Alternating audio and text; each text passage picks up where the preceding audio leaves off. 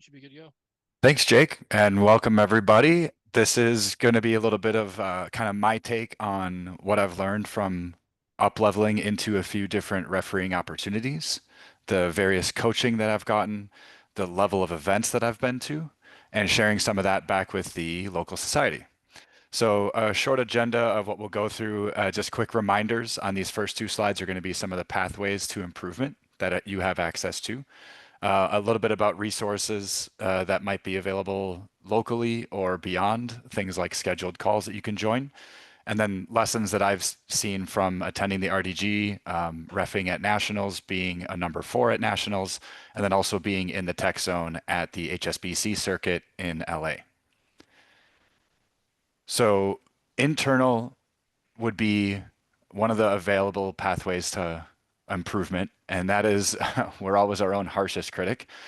But sometimes it takes a little bit of effort. So I really encourage referees of any level to always establish SMART goals. It's good if you can do that across an entire season. If you don't do that, but you do it for just one game, you'll still notice an improvement. So establish what your SMART goals are for a specific match, write them down. Even if you don't have an evaluator on site, you can evaluate yourself either from memory or, most importantly, watch film. Watch film on yourself, take notes, track metrics against your SMART goals, and then it's really beneficial if you can compare match over match. Are you improving across the course of an entire season on some of these aspects that you're tracking yourself in terms of goals? Or in terms of feedback that you can get from folks like coaches of the teams that you refereed, or CMOs that you work with, or even colleagues. Some of the referees that I've worked with at sevens tournaments, for example, will shoot each other messages on WhatsApp, like little video clips of like, "Hey, what do you think of this?" And here's a clip that I found on the internet watching, the Super Rugby Championship that's going on right now. It's about to hit finals. Hey, here's a clip of a call that I don't know if I agree with. Can you maybe give me your perspective, and let's go back and forth and have a little bit of discussion around a specific video example. That type of stuff is really, really useful. And then the next step beyond just game film is record your own audio if you can. I bought a very cheap lapel microphone that has a wind muffle on it. I plug it into my phone, and then I put my phone in my pocket, or I might wear my radio vest and tuck my phone in my radio vest. And I literally just open a recording app on my phone, press start, put it in my pocket, go do my toss, and then start the match. Afterwards, it takes a little bit of editing. You have to take that video file and chop off the beginning and the end, depending on how long you forget, and let it record your post-match conversations. But just deleting those clips and then taking that chunk of audio and overlaying it onto the video that you get from whoever filmed the match, then you have a composite of audio and video lined up. You can put that onto your own personal YouTube channel. I've sent clips of myself with my own audio to folks within the WRRS and beyond, as well as using it to train myself and improve my own things like communications, keywords. Am I saying the wrong thing? Am I saying things too often? Am I using non-productive language? Those types of things that go back to the talk I did for WRS a few years ago on communication, always coming back to that same concept of being clear, concise, and actionable with my words. And then because you're your own harshest critic, it's really important to balance out what you think you hear yourself say, what you think you watch yourself do with your colleagues or a CMO. Be like, I feel like I'm doing this a little bit wrong, or man, I feel like that match just didn't go great, or I feel like I'm doing awesome. Benchmark your own expertise and perspective of yourself with someone else's expertise and perspective, because they're going to see it from a slightly different lens. And maybe you'll find out that you are your own worst critic and you're a lot better than you thought you were. Or maybe you'll find out that you had full confidence in this one call and maybe you didn't get it right. But that's the best way to learn, is to really put yourself out there to continuously improve. And you can do that with some of these other external. So talking about CMOs, this next slide is a little bit CMO heavy, but that's because we have a few of them in the state and they're willing to attend matches, they're willing to watch game film, but bring that self-evaluation from the previous slide forward to your conversations with your CMO. It really helps if you can say, here are the SMART goals that I've been working on in the past, and here I want to pick out maybe three for this particular match that go and kind of encompass within my overall seasonal goals this particular year. That's really helpful when you go to a CMO and say, I want to get better at X, versus when the CMO comes to you before your match for your pre-match chat and say, what are you working on today? And you go, I don't really know.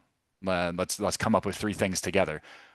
The CMO is always willing to do that, don't get me wrong, but having that added context of here's what I've been doing on my own, here are the SMART goals I've been working on for myself, and here's where I'm at for my whole season so far, really helps give much more beneficial context for that CMO to understand how can I have this conversation with you, and how harsh should I be? If you've been working on this across 8 games, I might use a little bit more firm language on the way I'm giving that feedback versus if this is a brand new concept to you and like, hey, I'm going to try out this new thing that I just learned I should be doing and not sure how to handle it.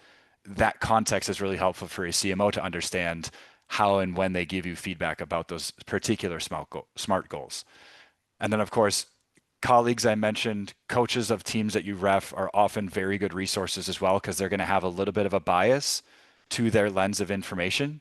But that can also help you benchmark like, was that game kind of fair? Or after the game, the one coach was like, yeah, we lost, but it wasn't your fault. And, the boys played well. Thank you for the match. Shake your hand. And the other coach says, wow, you did this and this and this, and that was never right. And I disagreed with all of it even though my team won, I'm still salty. Like that might be a slight indicator of could there be something there? And then you can kind of gauge that coach feedback against what happened in the actual film. So does that bear true, or is that coach just a little bit biased? You'll be able to gauge that with the actual evidence, but solicit that feedback if you have a chance, or especially if a game ends and there's not like a high temperature at the end of a game. Really good to go up to the coaches on your way out to your car and say, hey, thanks for having me today. Curious what you thought about how the game went. I'm always open to feedback and looking to continuously improve. A lot of coaches take that level of humility as a way to give you some constructive feedback, or they might just say, "Hey, you did great. Keep after it. Keep coming out." And then especially multiple opinions makes it really interesting too. So you see, there's Facebook discussion pages, there's groups on WhatsApp, there's different like tournament groups where if you go to a tournament, you get added to like the referee tournament chat for that particular group. You can go back into that group and say, hey, here's a video example. Can we chat about it? And oftentimes you'll get multiple opinions of people like, thumbing out what they think on their phone and sending it back to you. It's really interesting. And I think that level of take a fuzzy scenario and bounce it around a couple people and see what they all think.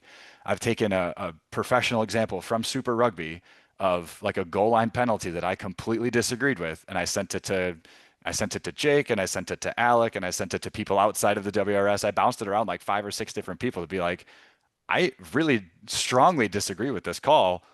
Can anybody talk me out of this? Because like this is what I'm seeing. And in that banter and that back and forth and that discussion, you get a lot of different perspectives, a couple of different lenses, and then kind of you don't necessarily all have to arrive at the same conclusion, but it helps you talk through the process of like what are you looking for and when, and that can then build that habit for you when you're live in a match at some point. You'll be like, oh, I reviewed a clip that looked just like this, and here's the picture I wanted to see based on my assessment. So these are really useful ways to put in a little extra time outside of your time behind the whistle on the pitch. Some of these resources, of course, within the law book, there are the rugby website for World Rugby that has video examples on the website. A lot of people forget that. So especially as you transition from 15s to 7s, and then in the fall from 7s back to 15s, go review the website. It's one of the best examples out there of concise information about here's what the law says, here's how to interpret the law, and here's a video example of what we mean by that. It's actually very well done, and I think people kind of sleep on the fact that that exists as a great resource. In addition to that, there are ongoing meeting series that happen in different sub-unions across the country, as well as national meeting series at the D1A college level.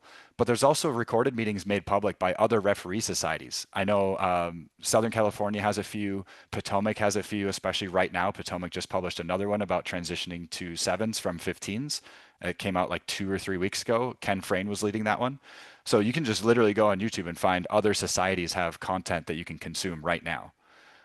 There's masterclass video series, there's training videos from other societies, there's referee coaches like Akira and others who put content on YouTube directly. And our own society has a YouTube channel. It's newer and there's not a lot of content in there, but we're going to keep putting stuff out there for you to review, and it's good to use. And then, of course, local resources being your CMOs and your development officer, but also colleagues. Like if you're at a tournament or even not at a tournament, you feel like you want to reach out to somebody, you don't, maybe it's not a CMO question, but I want to see what one of my colleagues thinks about this. That's great too. Get each other's opinions and start to solicit that level of feedback, make you think about these rugby situations more often. So I'm going to breeze through. There's a lot of content on the next two slides, and that's on purpose. I don't necessarily expect people to take like one thing from this slide and say, "Ooh, I'm going to go work on that because Phil said it was cool at the RDG." This is just a kind of a summary of the things that I'm starting to see as I get access to some of this next level content at the RDG and beyond. So one of the things that came out of RDG type conversation, and at the RDG we had folks who are doing MLR games, high level D1 type stuff. These are the regional development group as well as the national development group. We're all in one room for some of these conversations. So some of the really interesting pieces that I had never heard of before going to that type of session was uh, being able to recognize trends. Locally, I was starting to consider trends as I moved up from C2 and really wanted to make the next step towards C1. Recognizing trends in my mind was something I was already trying to think about. But in my mind at the time, trends were things like the same penalty or the same player. And turns out trends goes a little bit beyond that and also is a little bit more strict the higher level up that you go. And so at the level that these guys were talking at, which again, quite a few steps above the content that we get at the local Wisconsin level, he was saying that if you can count to two, that's a trend. So if we've had two infringements in the lineout by the same team within a few minutes of each other, now we have a lineout infraction trend.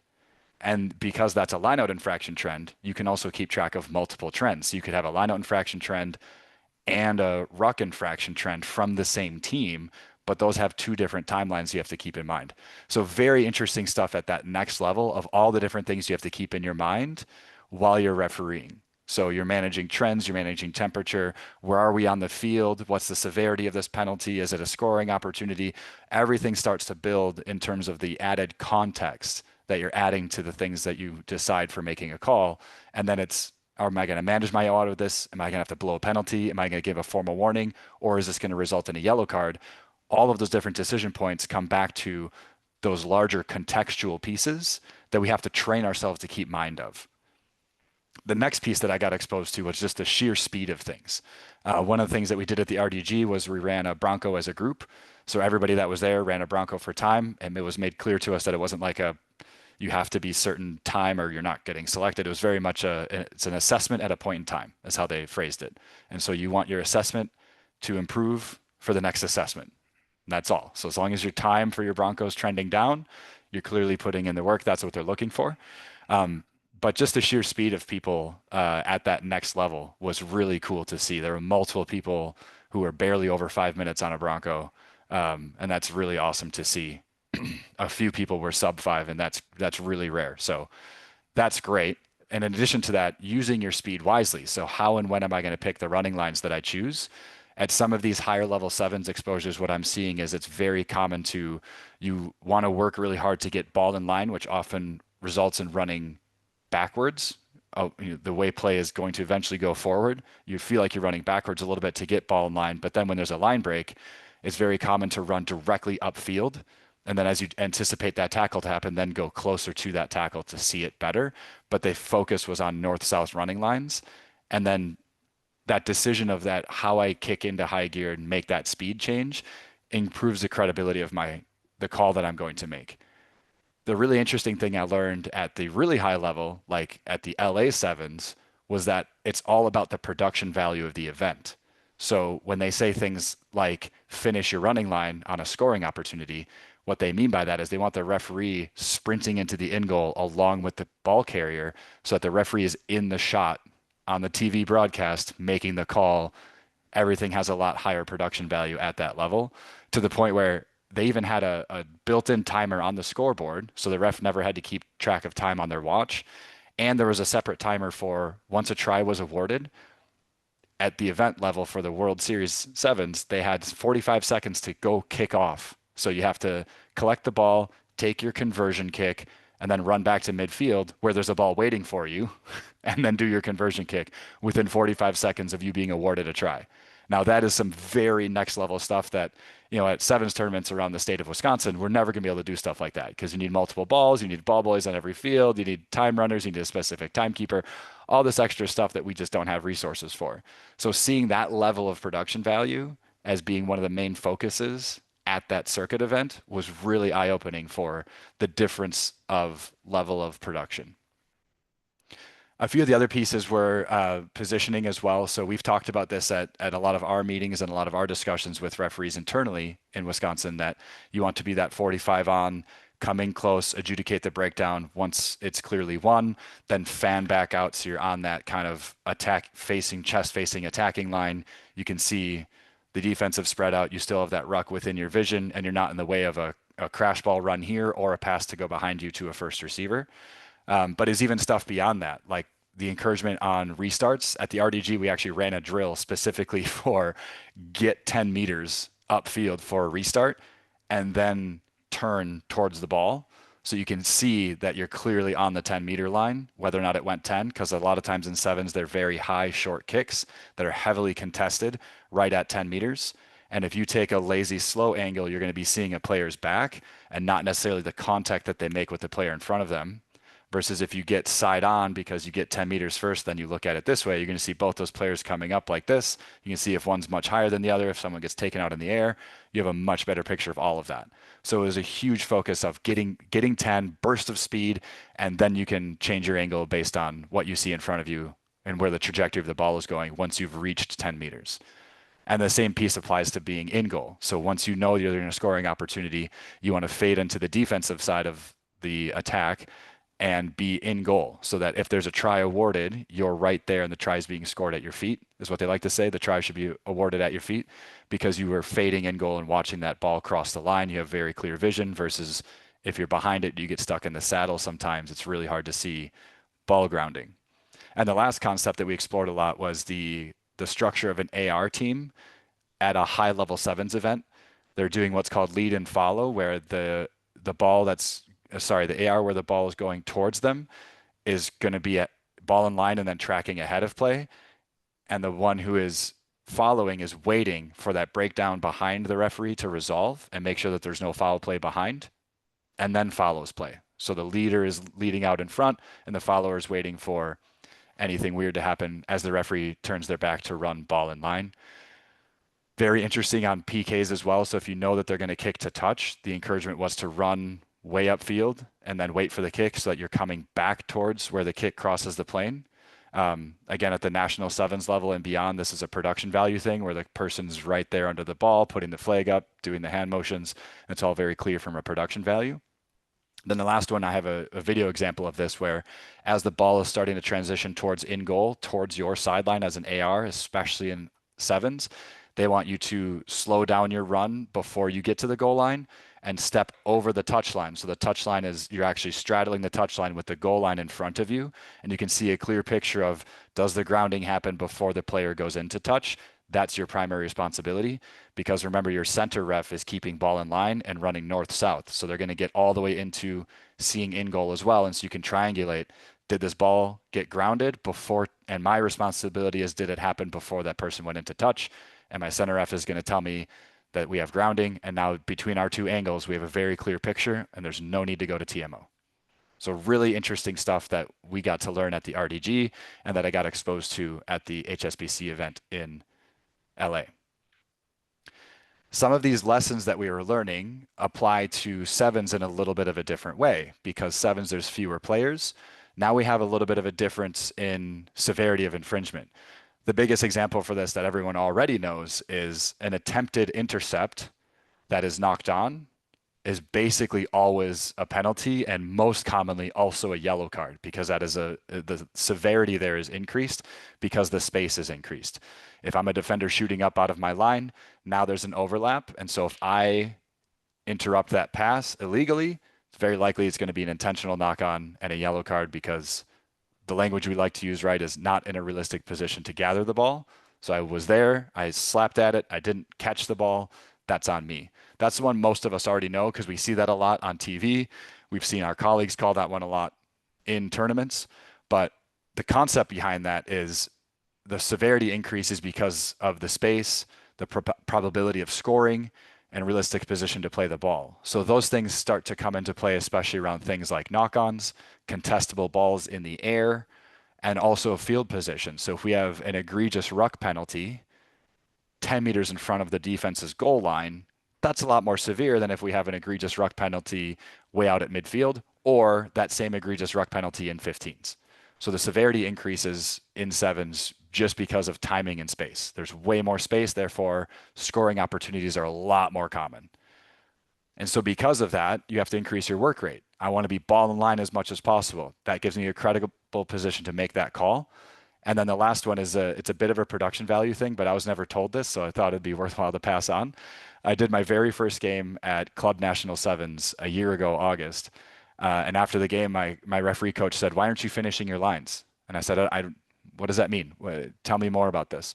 And the answer was sprint all the way through that person scoring the try so that you're with them in the shot. Think about like a camera following the ball carrier. You want to be in that shot with them as they score that try.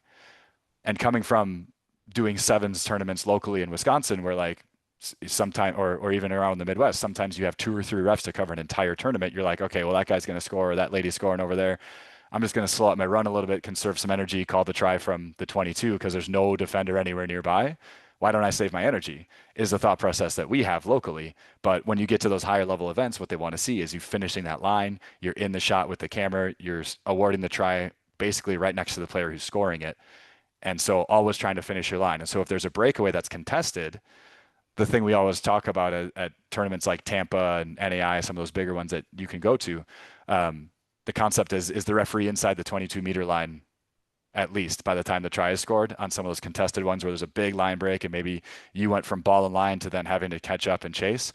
You might not be right on top of the ball, but are you at least inside the 22 meter was kind of one of the cool benchmarks that I was given as like a visual or mental cue to give yourself when you're on that chase line. The other thing that we have higher standards for as we go up levels of play are things like time wasting and set piece delay. So those are both related to the opportunity. So if we have a 7-minute half and you waste the time by wanting to reset a scrum for no reason or not setting up for your scrum in a timely fashion within the allotted amount of time that you get to set a scrum, or throw a ball away after a penalty, those are all ways to slow down the clock.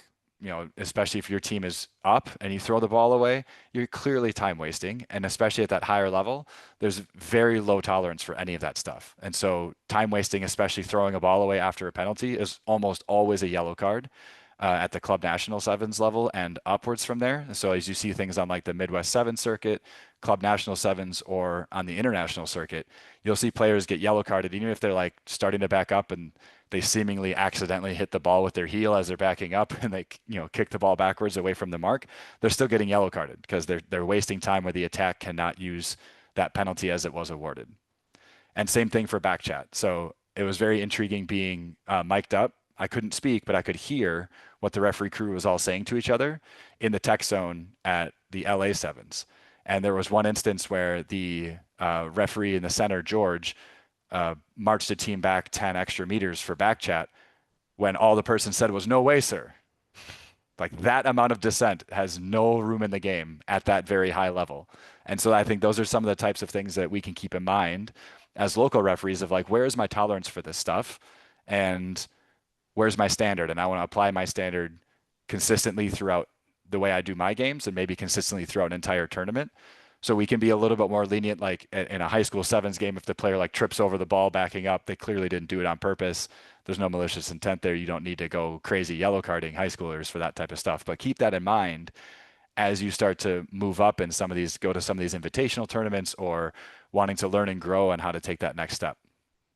So coming back to that production value thing, there's a lot of talk around be in the shot that I mentioned before. And of course, body language is a huge one too.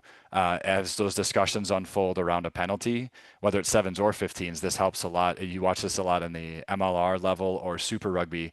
When a referee is having a conversation with a player that they're going to need to give a card to, it's very open body language. They're facing that person with their chest. Their arms are open or out. They're not crossed. They're not pointing at somebody. It's very much here. And this goes back to, again, the communication talk I gave a few years ago.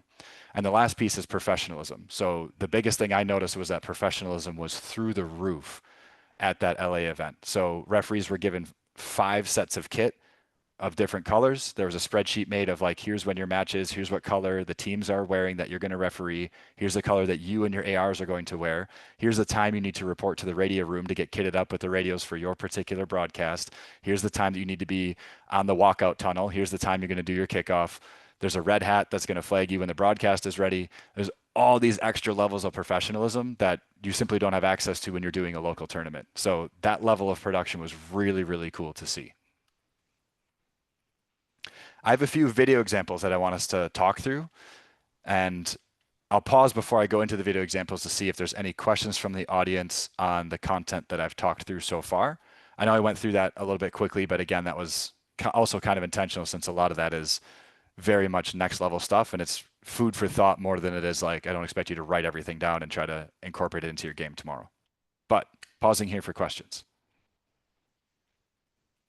I'm also checking the chat and I don't see any questions in chat.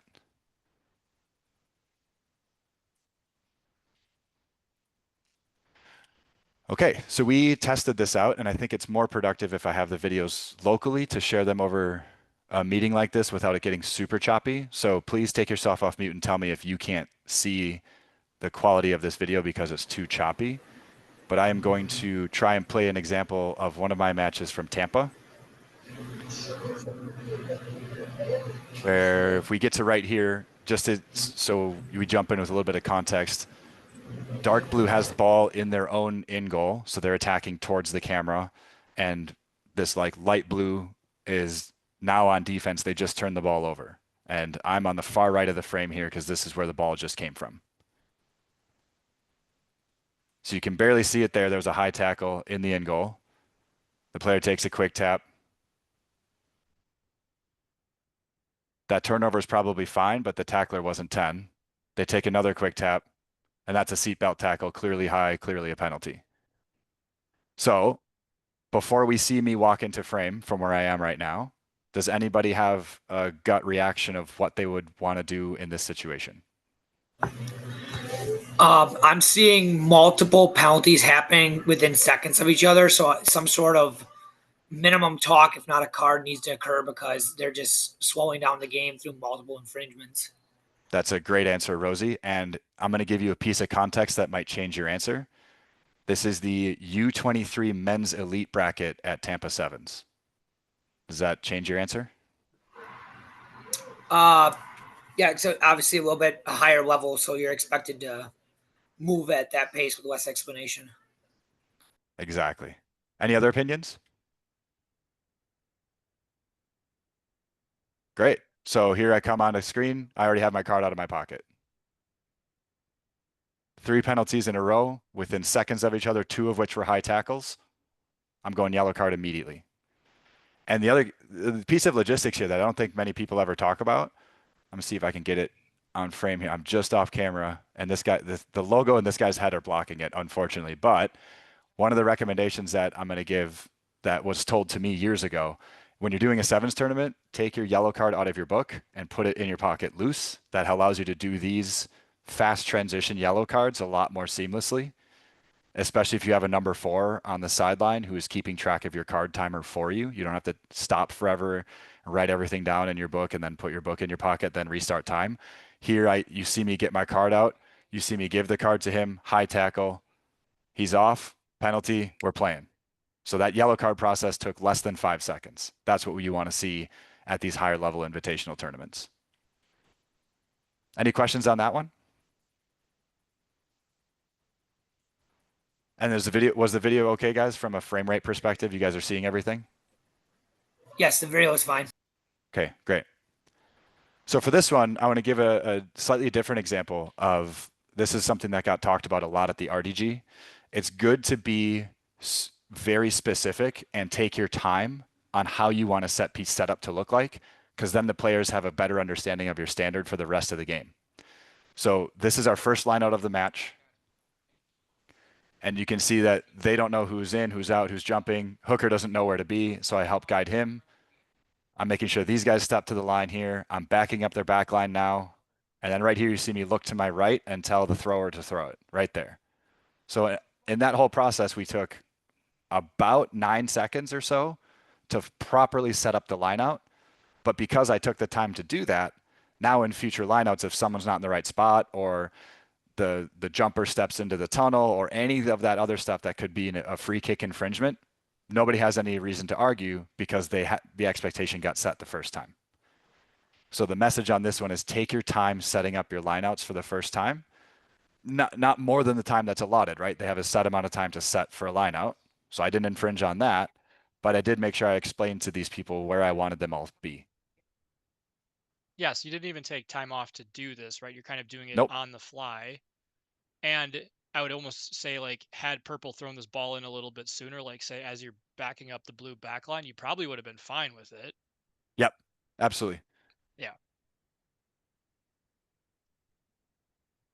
Any questions on set piece setups, especially lineouts and sevens? Obviously, there's different referees that like different positions in the lineouts. There is there one that's more particular to sevens. Like I know some people like to be at the back, past it, like about the 15 ish. That one you were up front. That's usually the position I've been in so far in my young career. What are your thoughts for sevens? Like, what's a good position? Depends heavily on level of play and the level of the tournament. I do not have ARs for this game, and these guys during their warm-ups I was watching, so that's one of your clues. They never threw anywhere past middle.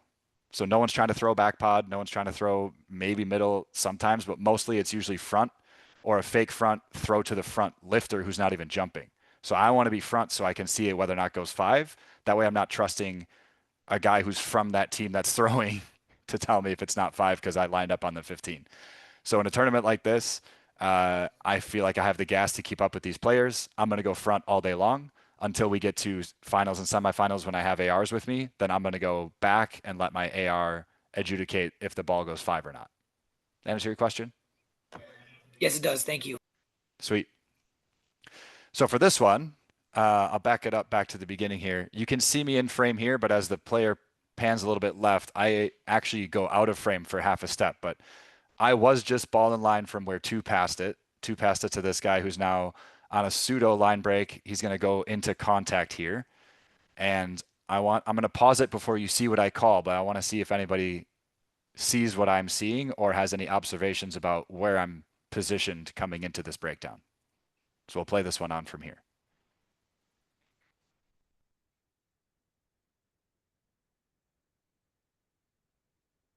All right, my whistle's in my mouth. What am I calling? Hold up. It was super choppy. I don't Was know it what was choppy? up, but It was it very it caught choppy. up right at the end. So just redo it. Okay, we'll just go back and play it again.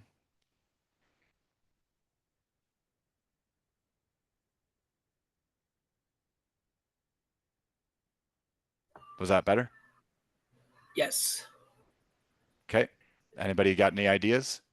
Any want to talk about either where I'm about to call or what my positioning is on this? I believe you're about to call that the tackle assist was a part of the tackle process and never cleanly released. Okay. Anybody else?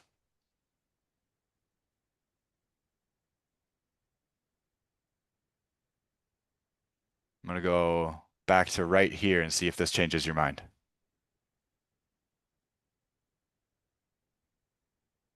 Anything about this picture that's showing up sparking, I'll back it up maybe another frame or two here. Think about the picture that you want to see as you approach a breakdown and what are the order of operations. So my order of operations for a tackle to occur are ball carrier grasped and held to ground. Now there's a tackle. The responsibilities are in order of operations: tackler release and roll away, ball carrier release. It's a penalty because the initial tackler is still holding on to the leg and has not released the tacklee while they're poaching the ball. Exactly right. And so it impacts this blue player's ability to stand where he wants to stand to try to clear this guy out. You see he's in a really awkward spot with his feet because he had to stop his feet because there was a purple player in the way at the time. And I can see that because I'm looking at this breakdown from just a little bit more shallow than 45, because again, I was sprinting upfield to get ball in line and then working my way towards the breakdown. So I'm seeing a very clear picture of where those bodies are coming in to contest with each other. And I'm making this call that purple needs to roll in order for that jackal to be clean. I'm really self-critical on my hand signals right there. My left arm was not very clear, but what I was saying with my mouth was Jackler was fine, tackler has to roll first. And I need to clean up my hand signal so that it's clear when I'm facing away from the camera like that. So it's another example of watch the film. I'm getting critical on myself just from watching the clips I brought specifically to this training. All right, so we have a contestable kick. It's high and short. It's going to land really close to 10. Anybody got anything they want to say based on this freeze frame alone? You had mentioned before about sprinting 10 and then turning. So you're already starting the process of turning before you've traveled your 10 on the kick. Absolutely right. I'm at like 6, maybe 6.5, and I'm already turned towards the ball. That is terrible positioning. So I hate where I'm at right here. I want to be running straight towards the hash here and then turn, because watch what happens with the ball in the air. It's contested. He catches it right on 10, and I'm standing at 9. Am I in a credible position to make this call? Yes. Is anyone going to argue with me if I say that ball went 10? Nah. But would it look better if I was 1.5 meters more upfield? Absolutely. So that's why we want to try to get 10, because you never know in a situation like this is going to happen. All right, I'm going to play this one on, and we'll see what we see.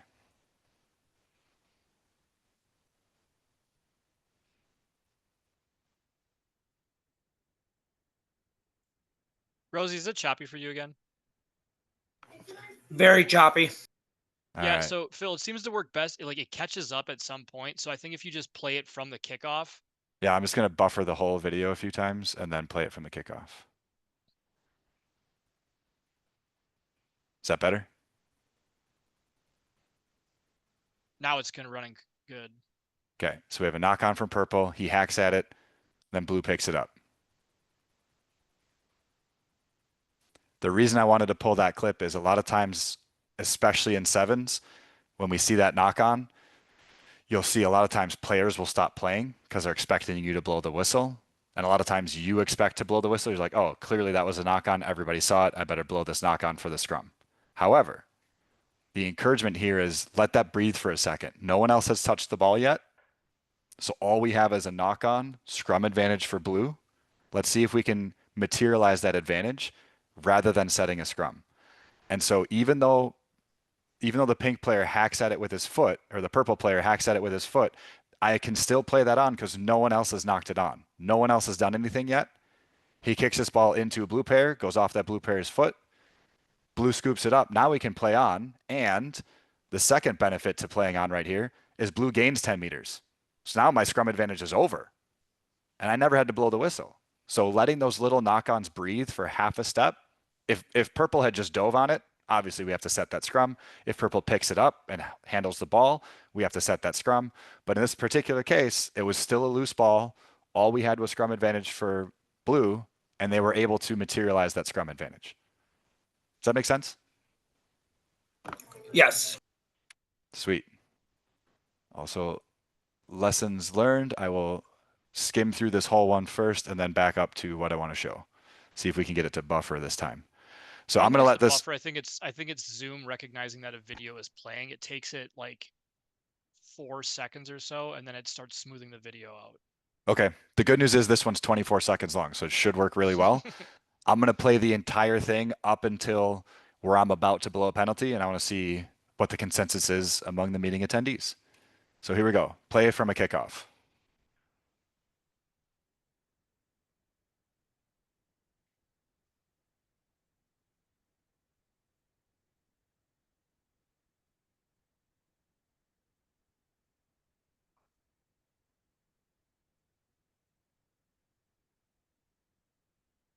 All right, so you saw my hand go up already, but from that situation, so we had a kickoff. White takes the ball pretty far upfield.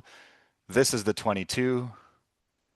There's the 5 meter. So we're maybe 15 or so out from their try line. Massive line break.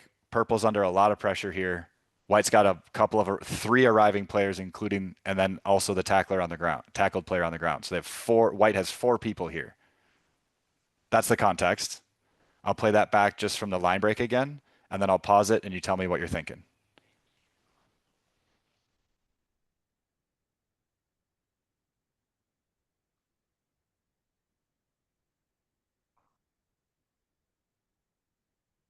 Any thoughts in the room?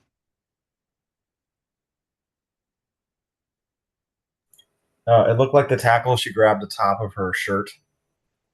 Okay, so potential high tackle from behind on a line break. Okay. Great observation. You seeing anything else?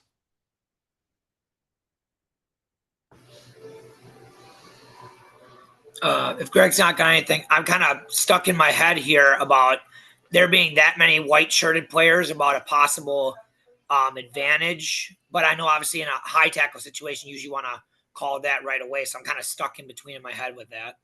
Okay. So let's go back through this. I'm going to go a little bit slower, kind of more of that frame by frame type of approach. So we have, she's above the number, which we don't love. So it's probably a high tackle warranted there. She's above the number, drags her down from the back of the jersey. And then we get to 5 purple is now looking to make that jackal. The tackler is also still in the way, and white now has arriving players entering the frame. So right here we have a white arriving player, and the player on the ground is looking to play the ball, which doesn't necessarily mean place it on the ground. Could also be a pass to a teammate. So from here, we have tacklers getting to her knees in the way instead of rolling out, right? So we don't like this picture at all. We want this tackler to be rolling east or west away from the breakdown. And then what do you see in this next, as these frames develop? Again, 2 is in the way. There's no pop pass option. White's forced to place the ball. And then what do we see happens next? Right when I'm in the way, but you can tell based on these feet what's happening with purple 5 right now. Purple 5 is fallen forward.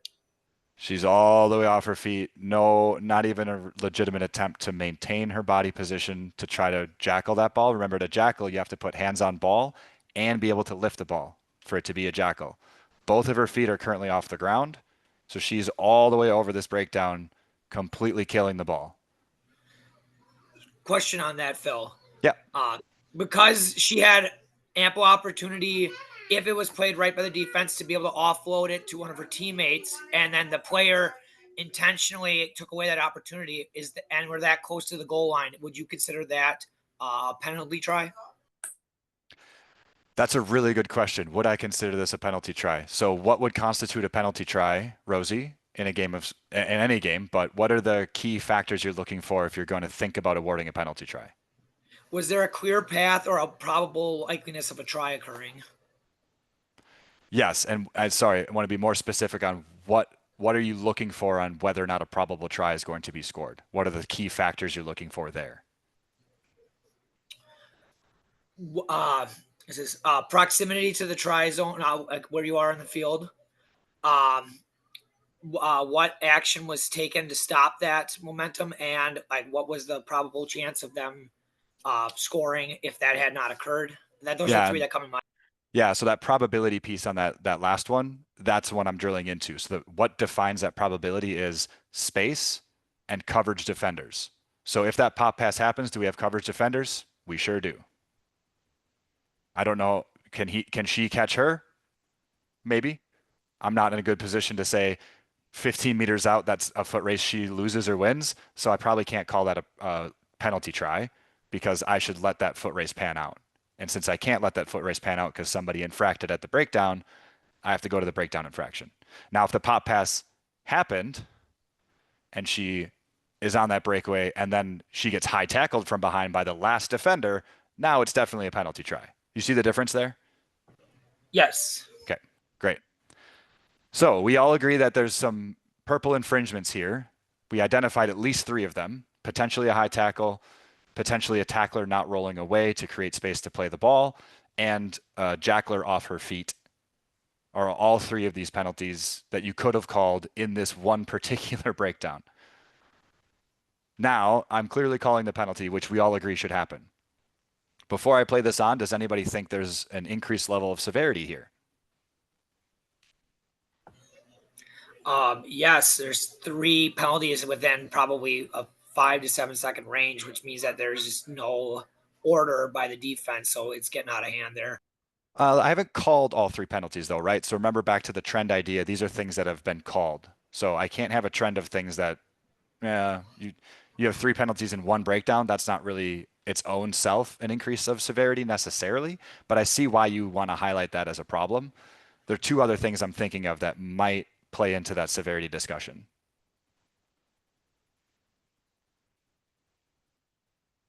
What just happened to get us here?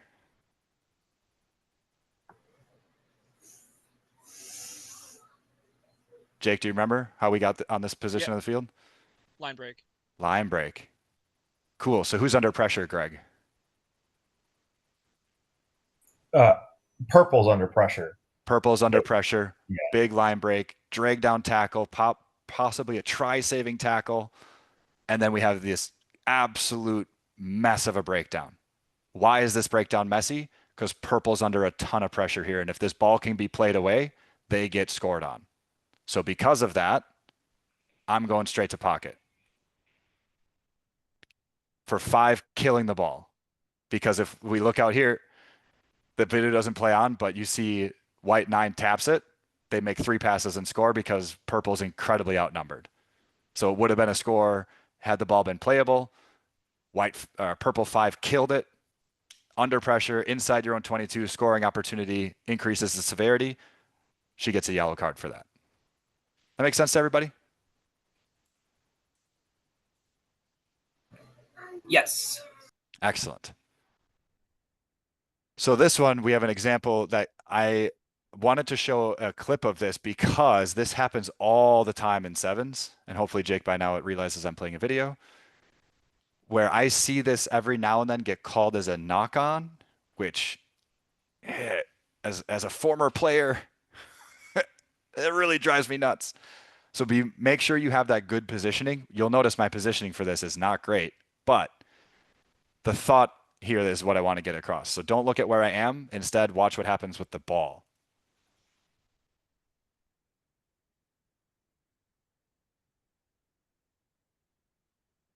Everybody catch that? Or was it choppy? I'll go back to the tackle here. Yeah, run it again. It kind of got choppy right at the moment.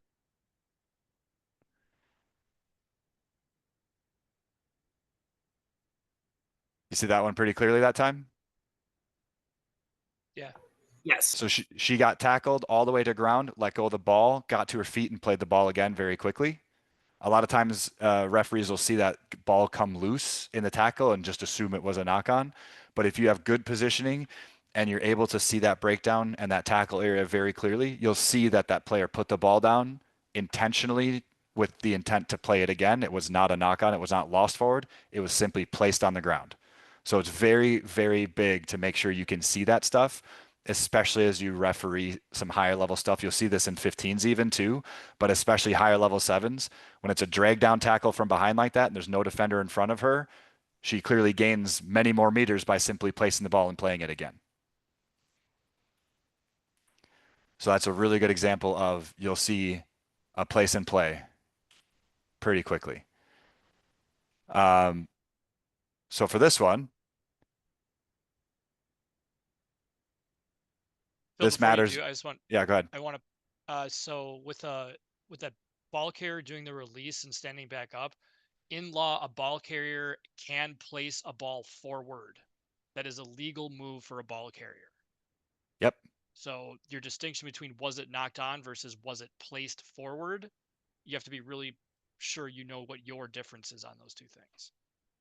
Yeah, the same concept of a player reaching out to score a try, right? They got tackled short, but then they get that one movement and they can place the ball forward to score a try. They can also place the ball forward and then get up and play the ball. in open field. Great call out. So here I wanted to play this because the culmination of a few of the things we've talked about.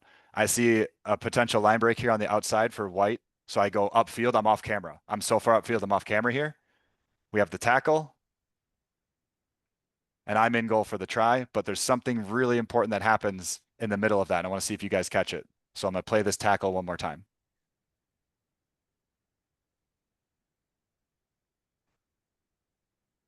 Anybody catch it? Or should I play it again? One more time. One more time coming up. It's not a big secret, Rosie. What does white one do when she gets tackled? I mean, it looks like she let go. She lets go of the ball. Yeah. Absolutely, because she gets tackled, so she has to let go of the ball, but she gets to her feet and plays the ball and is able to score. So it goes back to the previous video of why that's so important to make sure you can clearly see what happens with the ball, because that's a score from white that if I just assume, oh, she lost it forward, must be a scrum, I would be taking points away from white by making a bad call. So make sure you have good line of sight onto that ball, and you can see she clearly placed it, got to her feet, picked it up, and scored 5 points. I'll play this one all the way from the beginning again so you can see those two factors, the running line and then the release and play again. So there I'm ball and line. At this pass, I see she's got space. I just go upfield.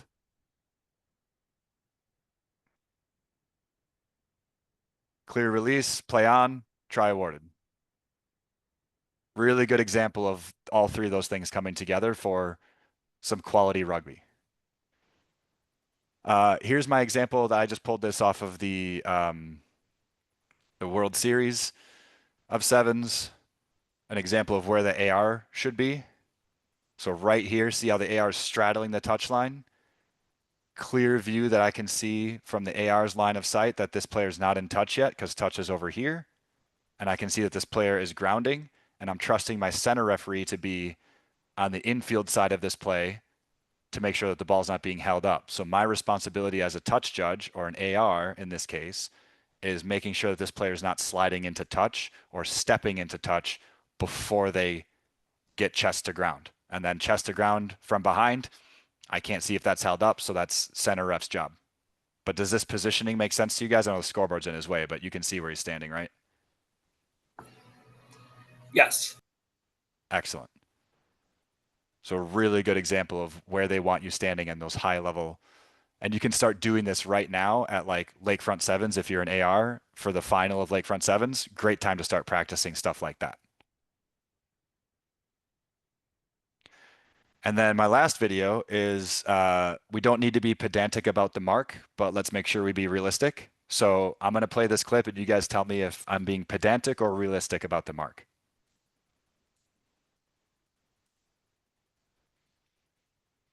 So this was a restart. It didn't go 10. I'm blowing the whistle, making them take it over here at center field. So kind of a fun example. Like obviously I'm not being pedantic there, but the concept here is as long as it's near the mark or behind and in front of you, let's try to play that on as much as we can. Now, if they're 1.5 meters in front of the mark, don't play that on. If they tap it behind you and then they start running away and you never saw it, don't play that on either. Put yourself in a good position to be able to see the mark and the area around it. So if a player comes running in from your peripheral who has the ball and toes it on their way past you, we want to be able to play that on if we can at all. So don't be pedantic about the mark, but be realistic about where it should be taken from. Any questions on that? This was just a funny one to end with because I clearly need them to take this one at center field.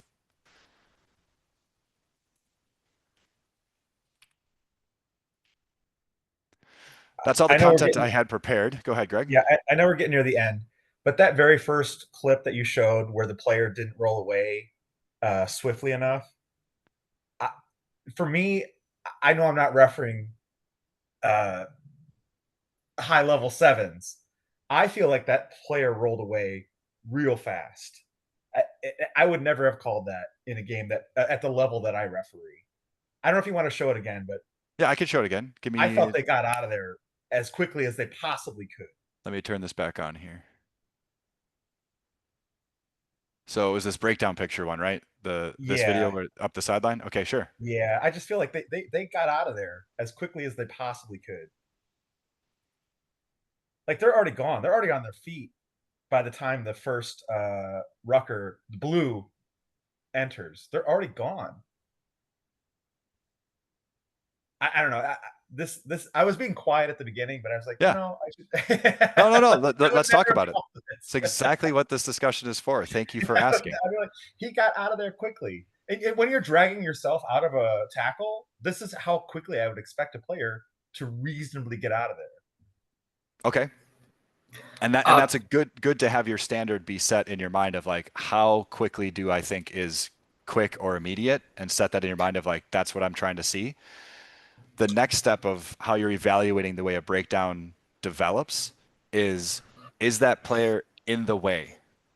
So I'm taking that approach in my question because I'm eliminating the idea of the speed of his movement, and instead I'm asking you, is that player in the way? Like this picture on its own, without the context of video before or after, this frame, is that player in the way? Yes. Yes, but I mean, every time you Right. tackle someone, you're gonna at some point of the tackle, you're gonna be a little bit in the way. I understand. I totally understand your point. Got out of there real quick. I totally understand your point, but let me finish my train of thought for you. A lot of times you hear, especially if you watch like there's two English refs that use this terminology a lot. It's the tackler's responsibility to not be in the way. And so a lot of times, and there's a guy in the Premiership in the European circuit. He's English. I forget his name right now, but he will often blow this penalty and say, "You put yourself there."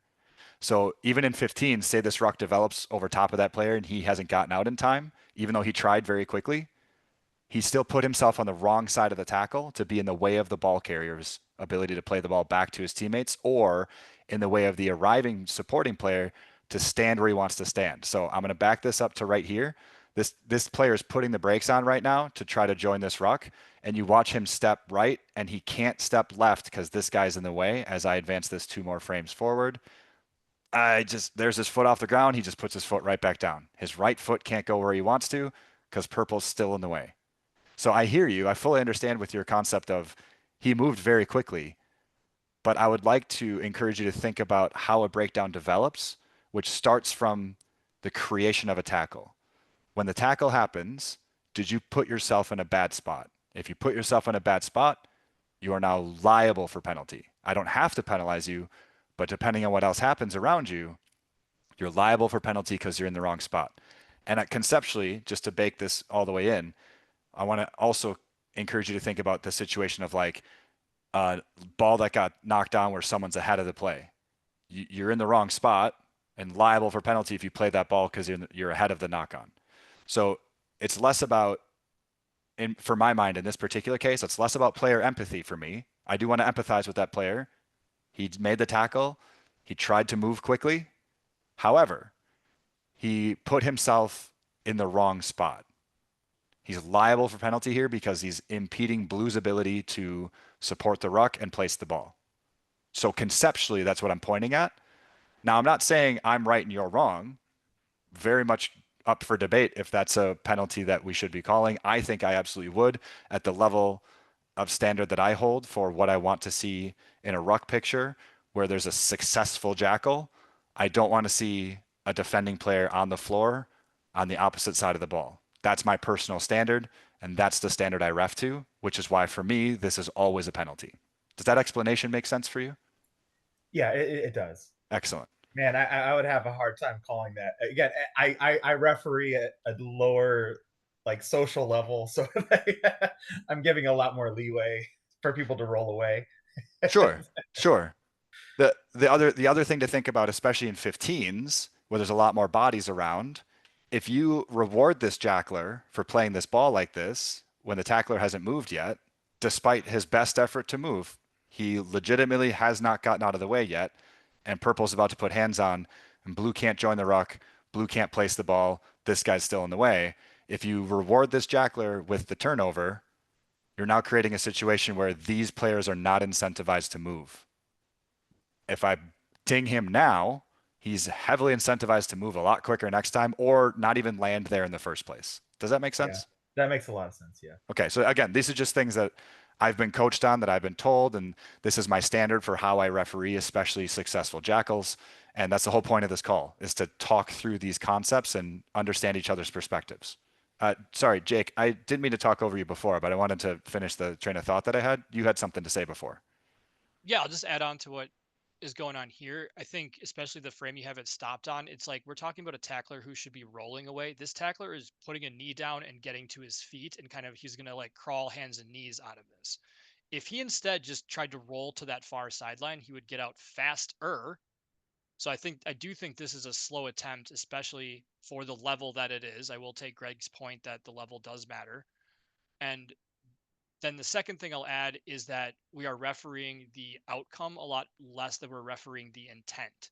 So sometimes players will say things like, I'm trapped or I tried to move. And I'll say, like, Phil, I like that you set this up, that the tackler has started out in a bad spot and the tackler has a responsibility to land in a better place, right? The tacklers know they have to get out of that space eventually. So they should endeavor to not end up there, but they're under a line break. This is a line break. The tackler's under pressure. So he doesn't get to tackle optimally. Well, then they also don't get to jackal optimally, right? These things all are happening in a domino context. Yeah, I completely agree. And if you watch high-level coaching videos, that in 15s especially, they coach their flankers to land there on purpose, to slow down the breakdown.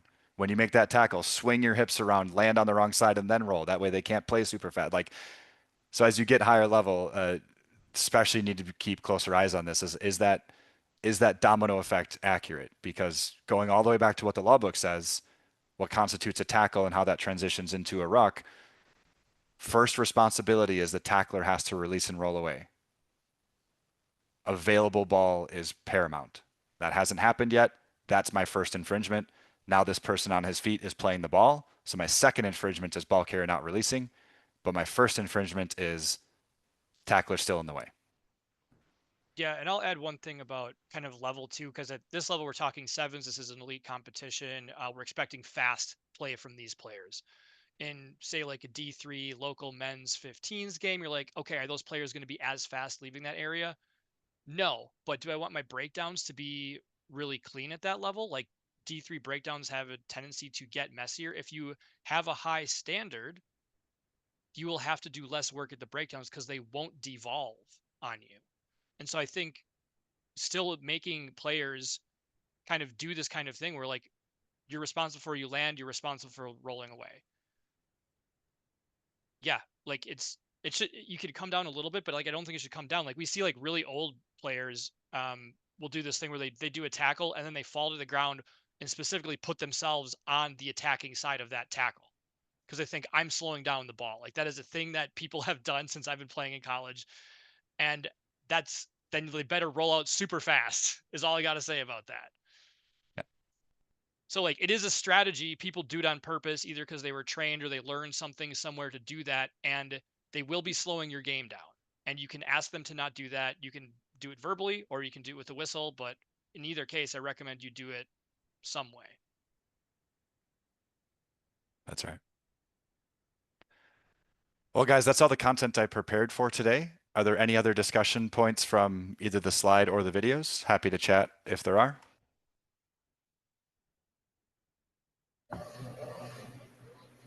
No, great stuff. Thank you. Thanks for joining, fellas. Jake, thanks for recording. And for all of you watching on YouTube, appreciate you taking the time to check out the video. Cheers.